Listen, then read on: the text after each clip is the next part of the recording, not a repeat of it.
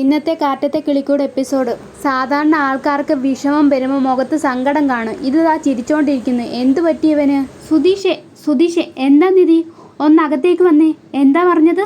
ഒന്നകത്തേക്ക് വരാൻ. അകത്തേക്ക് ചെല്ലാനോ? ഈശ്വര, ഒരു ദിവസം ഞാൻ പ്രതീക്ഷിച്ച, പക്ഷെ ഇത്ര പെട്ടെന്നാവുമെന്ന് കരുതിയില്ല. എന്നാ പിന്നെ ഒന്ന് സുന്ദരനാവാന്ന് പറഞ്ഞിട്ട് തലയിരുന്ന് സ്പ്രേ ഒക്കെ അടിക്കുന്നു. നിധി വന്ന് നോക്കുന്നു. അതെ, നിങ്ങളോട് ബസ് സ്റ്റോപ്പിൽ പോകാനല്ല പറഞ്ഞു, ഒന്നകത്തേക്ക് വരാനാ പറഞ്ഞേ. അതിന് ഇത്ര ഒരുക്കം വേണ്ട. ആ വാതിൽ ഇങ്ങോട്ട് അടച്ചേരെ. ഈ വാതിലോ? അല്ലാതെ ഈ മുറിക്ക് എത്ര വാതിലുണ്ട്? വാതിലടയ്ക്കുന്നു. സുഭാഷ് ചേട്ടൻ എവിടെ? വീടിൻ്റെ മുന്നിലുണ്ട്. ഹരീഷും നികേഷുവോ? അവർ രണ്ടുപേരും വീടിൻ്റെ മുന്നിലുണ്ട്. ഈ മുറിയിൽ നമ്മൾ രണ്ടുപേരും സംസാരിക്കുന്ന ആരും കേൾക്കത്തില്ലല്ലോ. അപ്പോൾ ആരും കേൾക്കല്ലേന്ന കാര്യമാണ് പറയാൻ പോകുന്നത്. പറഞ്ഞോ, ആരും കേൾക്കാൻ പോകുന്നില്ല. അതിനെന്തിനാ നിങ്ങൾ എൻ്റെ അടുത്തേക്ക് വരുന്നേ? നിധിയല്ലേ ഇങ്ങോട്ട് വരാൻ പറഞ്ഞേ? ഞാനെപ്പം പറഞ്ഞു? ഇപ്പം തന്നെയല്ലേ വിളിച്ചത്. അതിന് മുറിയിലേക്ക് വരാൻ പറഞ്ഞു, എൻ്റെ അടുത്തേക്ക് വരാൻ പറഞ്ഞില്ല. അല്ല, കഥ കടയ്ക്കാൻ പറഞ്ഞപ്പോഴേ നമ്മൾ രണ്ടുപേരും സംസാരിക്കുന്ന ആരും കേൾക്കണ്ടെന്ന് വിചാരിച്ചു, അത്രേ ഉള്ളൂ. ആയിക്കോട്ടെ, സൗകര്യമായിട്ട് നമുക്ക് ഇരുന്ന് സംസാരിക്കാം. ഇത് ഇഷ്ടമാവുന്നില്ല, എഴുന്നേക്കാം. സാധാരണ ഈ മുറിയുടെ വാതൊക്കെ വരാൻ പോലും നിധി സമ്മതിക്കത്തില്ലല്ലോ. അന്ന് കയറി വന്നപ്പോൾ തന്നെ എന്തൊരു ബഹളമായിരുന്നു. ഇപ്പൊ നിധി തന്നെ വരാൻ പറഞ്ഞു, വാതിൽ കുറ്റിയിടാനും പറഞ്ഞു. ഞാൻ ആകെ നെർവസ് ആയി പോയി. അതാ. അയ്യടാ, നിങ്ങളെ നെർവസ് ആക്കാൻ വിളിച്ചതല്ല, സുഭാഷ് ചേട്ടനെ കുറിച്ച് ഒരു ടെൻഷൻ ഷെയർ ചെയ്യാൻ വിളിച്ച. സുഭാഷ് ചേട്ടനെ കുറിച്ചോ? ഇപ്പോഴോ? ആ, എന്നാ പറ. അന്ന് ജോത്സ്യം പറയുന്നത് കേട്ടെ, സുഭാഷ് ചേട്ടൻ രാത്രി വീട് വിട്ടു പോയതാ. ഏതാണ്ട് സമാനമായ സാഹചര്യമായി ഇന്നും ഉണ്ടായത്. ആളുടെ മട്ടും ഭാവമൊക്കെ കാണുമ്പോൾ എന്തോ ഒരു പന്തികേട് തോന്നുക. അങ്ങനെയുണ്ടോ? നിങ്ങൾക്കൊന്നും തോന്നിയില്ലേ? ഇല്ല. നിങ്ങൾക്കതിന് നിങ്ങളെപ്പറ്റി മാത്രമല്ലേ വിചാരമുള്ളൂ. ഞാനിപ്പോൾ എന്താ വേണ്ടേ? ഇന്ന് രാത്രി സുഭാഷ് ചേട്ടനെ നന്നായിട്ട് ശ്രദ്ധിക്കണം. അന്തം വിട്ട് കിടന്നുറങ്ങല്ല്. ഇത് പറയാനാണോ വിളിപ്പിച്ചത്? ഇതെന്താ പ്രധാനമല്ലേ? ആണ്. ഇത് പറയാനാണോ എന്നോട് കഥ അടയ്ക്കാനൊക്കെ പറഞ്ഞേ? അതെ. അവരാരും കേൾക്കുന്നില്ല എന്നൊക്കെ ചോദിച്ചത്. നിങ്ങൾക്ക് എന്താ പറയുന്നത് മനസ്സിലാവുന്നില്ലയോ? മനസ്സിലായി. സുഭാഷ് ചേട്ടനെ ഇന്ന് കൂടുതൽ ശ്രദ്ധിക്കണം അല്ലേ? അന്ന് സംഭവിച്ച പോലൊന്നും സംഭവിക്കല്ല, അതല്ലേ കാര്യം? അതെ. ഇത് ഹാളിൽ വെച്ച് തന്നെ പറഞ്ഞാൽ മതിയായിരുന്നല്ലോ നിധി. ഇത്രയും ബിൽഡപ്പൊക്കെ തന്നെ കഥവിന്റെ കുറ്റിയൊക്കെ ഇടിയിപ്പിച്ച്. എന്നാ പിന്നെ പൊക്കോ. അധിക നേരം കഥ കടച്ച് ഇതിനകത്ത് നിൽക്കണ്ട. അങ്ങനെ. അപ്പം ഞാൻ പോണം. ഇറങ്ങാൻ നോക്കൂ സുധീഷേ. വടക്കം കഥ സിനിമയെ പോലെ വിളിച്ചു കയറ്റിയതും തള്ളി പുറത്താക്കിയത് ഒരേ ആൾ. വളുപ്പടിക്കാതെ പോവാൻ നോക്കൂ സുധീഷേ. പോയി ഞാൻ പറഞ്ഞത് ശ്രദ്ധിക്ക്. വെറുതെ സ്പ്രേയും അടിച്ചു. വെറുതെ ഇരുന്ന് എന്നെ ഇതിനാണോടാ സ്പ്രേ അടിച്ചു പോയത്? തോൽവികൾ ഏറ്റുവാങ്ങാൻ എൻ്റെ ജീവിതം പിന്നെയും ബാക്കി. ഞാനും ഒരു ദിവസം ജയിക്കും. എന്തൊരുറക്കമാടാ. പയ്യ. ഇത്രയും വലിയ സംഭവം കഴിഞ്ഞിട്ട് ഇങ്ങനെ ഉറങ്ങാൻ പറ്റുമോ? ഇത് നമ്മളെ കാണിക്കാനുള്ള ഡ്രാമയാണെങ്കിലോ? അങ്ങനെ ഒരു സംശയം എനിക്കും ഇല്ലാതില്ല. ഒന്ന് ശ്രദ്ധിക്കണമെന്ന് നിധിയും പറഞ്ഞു. എന്ത് ശ്രദ്ധിക്കാനാ?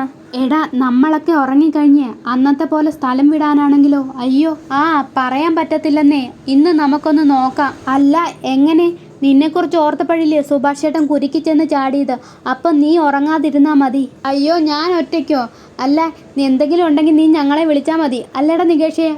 അത് മതി. അല്ല, നിങ്ങളെ വിശ്വസിച്ച് ഞങ്ങൾ ഉറങ്ങാൻ പോവാണേ. അല്ല, ഞാൻ ഒറ്റയ്ക്കോ? വീടിനകത്തല്ലേ, അല്ലാതെ സെമിത്തേരിയിലൊന്നും അല്ലല്ലോ. അവിടെ ഇരിക്ക്. വാടാ നികേഷേ, നമുക്കുറങ്ങാം. അല്ല, ഉറങ്ങല്ലേ. Good night. പിന്നെ കണിയുന്ന പിറ്റേന്ന് രാവിലെ. എടാ ഹരീഷേ, നീ എന്തിനാ ഇവിടെ വന്ന് കിടന്നേ? ഭാഗ്യ ഇവിടെ ഉണ്ടല്ലോ. എന്തോ? ഒന്നുമില്ല സുഭാഷ് ചേട്ടാ. ഞാൻ ചോദിച്ചു കേട്ടില്ലേ, നീ എന്തിനാ ഇവിടെ വന്ന് കിടന്നേ? വെറുതെയോ? എടാ ഹരീഷേ, കാവലിരിക്കാൻ പറഞ്ഞിട്ട് നീ അവിടെ കിടന്ന് ഉറങ്ങിയാ ചെയ്തേ? കാവലോ? അതെ. അവൻ്റെ കല്യാണം കഴിയാനല്ലേ സുഭാഷ് ചേട്ടാ ആ ജയന്തി കെട്ടാൻ തീരുമാനിച്ചേ. അതുകൊണ്ടാണല്ലോ ഇങ്ങനെ ഉണ്ടായത്. അതിൻ്റെ വിഷമത്തിൽ സുഭാഷ് ചേട്ടാ അന്നത്തെ പോലെ എണീറ്റ് പോയാലോ? അതുകൊണ്ടാണ് അവൻ്റെ അടുത്ത് ഉറങ്ങാതെ കാവലിരിക്കാൻ പറഞ്ഞേ. വെളുപ്പാങ്കാലം വരെ ഉറങ്ങാതിരുന്നു. പിന്നെ സഹിക്കാൻ പറ്റാതായപ്പോഴേ ഇവിടെ വന്ന് ഇങ്ങനെ കിടന്നേ. ഇവിടെ കിടന്നെന്ന് പറഞ്ഞുകൊണ്ട് എന്താ ഗുണം? പോകുമ്പോൾ എനിക്ക് അറിയാൻ പറ്റുമല്ലോ. എടാ കഴുതേ, ഞാൻ പിൻവാതിൽ വഴി പോയിരുന്നെങ്കിലോ? മണ്ടൻ. അതുകൊണ്ടാണല്ലോ വെളുപ്പാങ്കാലം വരെ ഉറങ്ങാതിരുന്നേ. അന്ന് രാത്രി അങ്ങനെ ചെയ്തോണ്ടാ ഞങ്ങൾക്ക് ടെൻഷനായത്. എന്നിട്ട് നിങ്ങൾ രണ്ടുപേരും പോത്തുപോലെ കിടന്നുറങ്ങി. പാവന് പണി കൊടുത്തു അല്ലേ? അവന് വേണ്ടിയിട്ടല്ലേ അങ്ങനെ ഉണ്ടായത്? അതെ. എണീക്ക്. എടാ, അന്ന് അങ്ങനെ നടന്നു എന്ന് പറഞ്ഞോണ്ട് എന്നും അങ്ങനെ ചെയ്യുവോ? എന്തായാലും ഞാൻ അങ്ങനെ ചെയ്യാൻ പോകുന്നില്ല. പിന്നെ നിങ്ങളൊക്കെ വിചാരിക്കുന്ന പോലെ ഞാൻ അത്ര സങ്കടത്തിലൊന്നും അല്ല. കേട്ടല്ലോ? ചെന്ന് പല്ല് തേച്ച് മുഖം കഴിയിട്ടാ ഞാൻ ചായ എടുക്കാം. എടാ, എനിക്കിപ്പോഴും സംശയം തീർന്നില്ല. എന്ത് സംശയം? ഇയാൾക്ക് എപ്പോഴും സംശയമോ? ചേട്ടൻ ശരിക്കും നോർമലാണോ അതോ നമ്മുടെ മുമ്പിൽ നോർമലായിട്ട് നടിക്കുവാണോ? ആ പേര് പറഞ്ഞ് എനിക്ക് ഉറക്കമുളച്ച് ഇരിക്കാൻ പറ്റത്തില്ല.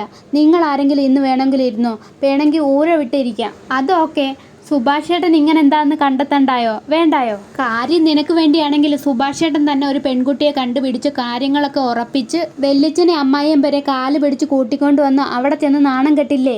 അപ്പൊ അത്ര പെട്ടെന്ന് നോർമൽ ആവുമെന്ന് വിചാരിക്കുന്നുണ്ടോ? ഒരിക്കലും ആവൂല. അപ്പൊ സുഭാഷ് ചേട്ടൻ ഇവിടുന്ന് പോയപ്പോ എന്തോ നടന്നിട്ടുണ്ട്. അത് നമ്മൾ കണ്ടുപിടിക്കണം. എങ്ങനെ? ഭയ്യ ഭയ്യ അഭിനാഷ് ഭയ്യ, ഇയാൾ ഇതെവിടെ പോയി? ഇതെന്താ പതിവിലും കൂടുതൽ ചിരിയുണ്ടല്ലോ, എന്തായിരിക്കും കാരണം? ക്യാ ചാന്ദിനി, ചിരിക്കുന്നുണ്ടല്ലോ. കുച്ചിനെ തുമാര ബ്രദർ ഹിതറെ അകത്തുണ്ട്. മലയാളോ? ആ ഭയ്യ ആയി ആയി ബൈട്ടിയെ ചായ ചായ നെഹി. അഭിനാഷ് ഭയ്യ, നിങ്ങളുടെ പെങ്ങടെ മുഖത്ത് എന്തോ ഒരു ചിരിയുണ്ടല്ലോ. അത് ശരി, അത് പറഞ്ഞപ്പോൾ നിങ്ങളും ചിരിക്കുവാണോ? സുധീഷ് ഭയ്യ വന്ന കാര്യം പറ. ഇന്നലെ രാത്രി സുഭാഷ് ചേട്ടൻ ഇവിടുന്നാന്നോ വന്നത്? അതെ, എൻ്റെ സൈക്കിളും എടുത്താന്നല്ലോ വന്നേ. അപ്പോൾ സുഭാഷ് ചേട്ടൻ ഓക്കെ ആയിരുന്നോ അല്ലയോ? എന്താ അങ്ങനെ ചോദിച്ചത്? വേറൊന്നും കൊണ്ടല്ല, ഇന്നലെ രാത്രി വന്നപ്പോഴേ എന്തോ ഒരു പന്തികേട്.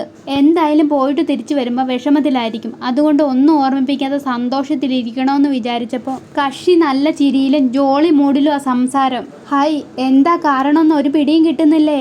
എൻഗേജ്മെൻറ്റ് മുടങ്ങിയ വിഷമമൊന്നും സുഭാഷ് ചേട്ടൻ്റെ മുഖത്തില്ല.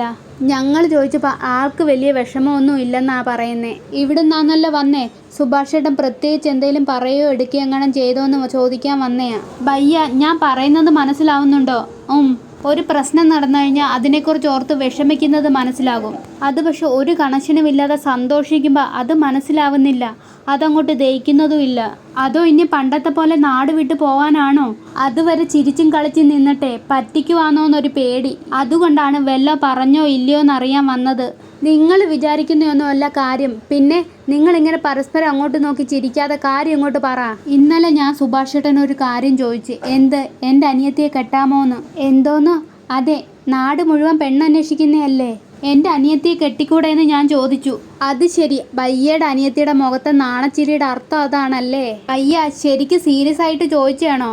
അതെ ഭയ്യ, എൻ്റെ അനിയത്തിക്ക് ഇതിലേക്കാട്ടിൽ നല്ലൊരു ബന്ധം കിട്ടാനില്ല, അതുകൊണ്ട് ചോദിച്ചതാ. എന്നിട്ട് സുഭാഷ് ചേട്ടൻ എന്ത് പറഞ്ഞു? എസ് പറഞ്ഞോ? എസ് പറഞ്ഞില്ല, നോയും പറഞ്ഞില്ല. ചിരിയോടെ എണീറ്റ് പോയി. അപ്പം ഭയ്യേ സുഭാഷ് ചേട്ടന് ഹാപ്പിയാണല്ലേ?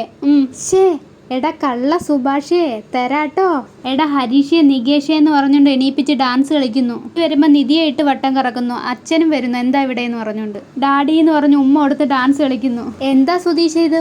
പട്ടാപ്പകലിവൻ കുടിച്ചിട്ട് വന്നിരിക്കുക. ഞാനൊന്നും കുടിച്ചില്ല. ഈ സന്തോഷം എനിക്ക് സഹിക്കാൻ വയ്യേ. നിനക്ക് സന്തോഷമുണ്ട് പറഞ്ഞാലേ അല്ലേ എനിക്ക് സന്തോഷമാവത്തുള്ളൂ. ഞാൻ പോണു. എവിടെ പോന്നു? ഇതറിഞ്ഞിട്ട് പോയാൽ മതി. എന്നാ പറ. നമ്മുടെ സുഭാഷ് ചേട്ടനെ ഹാപ്പി ആയിട്ട് ഒരു കാര്യം നടക്കാൻ പോന്നു. എന്നാ പറ.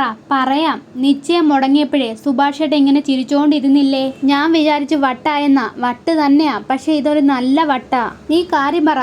ഇന്നലെ അഭിനാഷ് ഭായി സുഭാഷ് ചേട്ടനെ കൊണ്ട് പോയത് കണ്ടായിരുന്നോ? അതെ, ചായ കുടിക്കാൻ.